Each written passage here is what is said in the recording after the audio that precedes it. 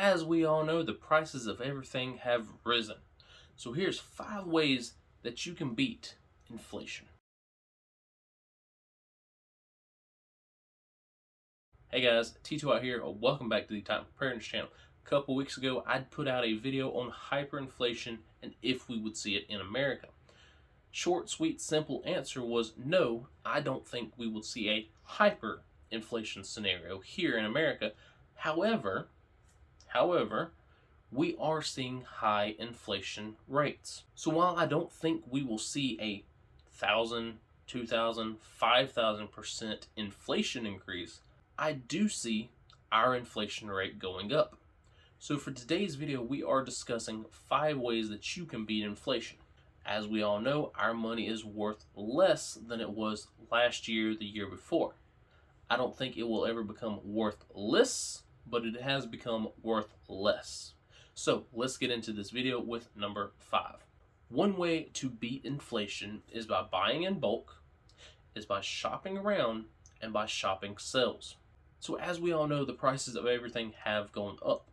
So when you can shop around and you can find things that are on sale, usually you get them for a lower rate. That new sale price might be what it was a year ago, 2 years ago, but it's still going to cost you less than if you buy it when it's not on sale. On top of that, shop around. We have some of the greatest technology on our hands, where you can see current prices, you can see current sales ads, you can see current everything from your local grocery stores that are all around you.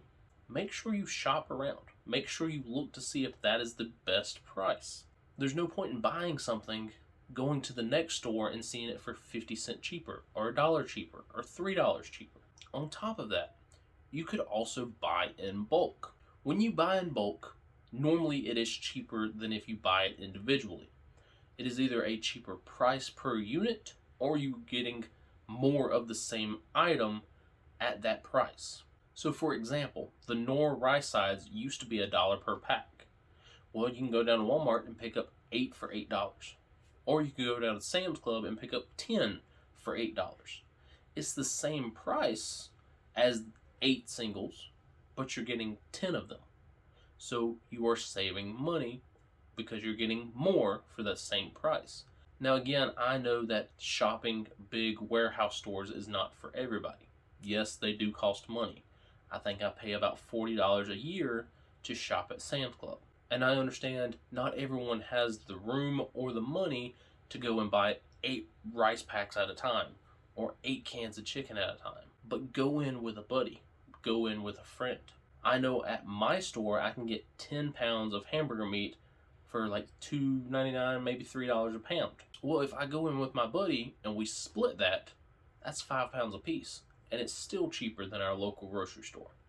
So we can split the price of the yearly membership. We can split the price of everything that we buy. Again, it's not for everybody, but it is a great way to save money. My number 4 tip is right here. Avoid convenience stores. Convenience stores are convenient. Convenience stores are overpriced. Let me explain. This drink right here, 20 ounces of soda, $2.19 at my local gas station. Now gas, at the time of this recording, is $2.89. So what you're telling me is that 20 ounces of soda is almost worth the same as a gallon of fuel? I can go down to my local Walmart and pick up a 2-liter, which is way more than this, for $1, $1.25. I'm getting more for a lower price. Number 3, plan your trips. Whether you're going to work, whether you're grocery shopping, whether you're going out on a night on the town. There's no reason to circle back around or to go to the same place multiple times in a week if you're only picking up 1 or 2 items per trip. Let me explain better.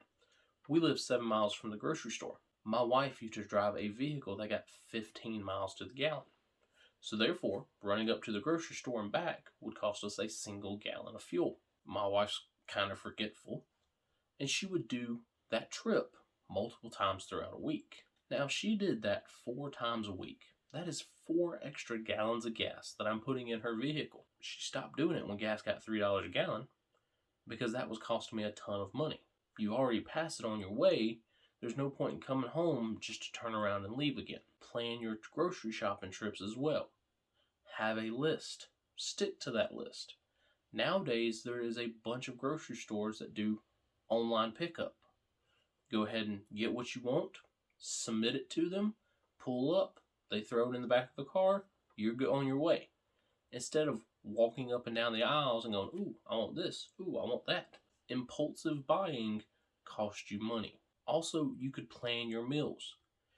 Have a map of what you're eating for dinner that week.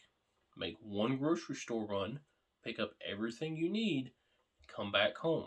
Now, number 2 is reduce your spending, reduce your bills. If the prices of everything keep going up, you're giving more money to other people.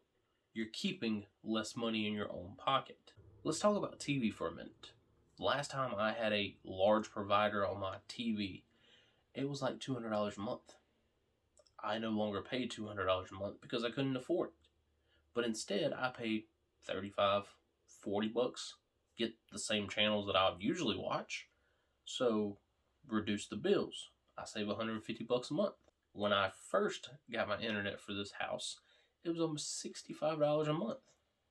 I called them up and said, hey, listen, I ain't paying this. I got it down to $35 a month. Understand that every time you pay a bill, you're giving someone else your money. You are keeping less of your money. Inflation has gone up. Don't think that these companies are going to take a loss. My cell phone bill has gone up since last year. My power bill has gone up since last year. I'm still using the same cell phone plan. I'm still using the same amount of power. So where did it go? Inflation. The prices have gone up. They've increased the prices for the same service. And it's not just your cable and internet bill. It is your light bill. It is your grocery bill. It is your gas bill. It's every single bill that you pay. Reduce it if possible. Now, the number one thing to beat inflation goes all the way back to 100 years ago during the Great Depression, and that is make things last. We live in a world where everything is throwawayable. We throw away relationships, TVs, cars, cell phones, computers, tools, equipment, because it's cheaper to buy new ones. I don't know about you guys, but I ain't got an extra $1,000 if that cell phone breaks. I don't have an extra 20 grand sitting around if my car breaks. During the Great Depression, people fixed things. They fixed tractors, they fixed cars, they fixed pants, clothing, they made them last. People were still wearing the same pair of pants for 10 years. Why? Because it was cheaper. It was cheaper to fix them than it was to buy new ones. Nowadays, it's cheaper to buy new ones. But if inflation keeps going up and prices keep going up and you're buying a new pair of pants once a month, once every 2 months, that price is going to get ridiculous. Don't buy new things. If something of yours breaks, either deal with it, fix it if you can, or buy a used version of that item. As I said at the beginning of this video, I don't think we'll see a hyperinflation scenario. However, prices of everything are continuing to rise. So what are some other tips that you guys have that can help other people avoid this inflation? Alright guys, hopefully you learned something. Maybe you'll check out some of these tips. Maybe you'll start shopping around. Maybe you'll start planning your trips. Who knows, you might end up getting a Sam's Club membership. So again, what are some other inflation tips that you have? That way you can avoid this 7 to 15% inflation that we have going on. Let me know down in the comment section below. That's all I got for today's video. T2 out.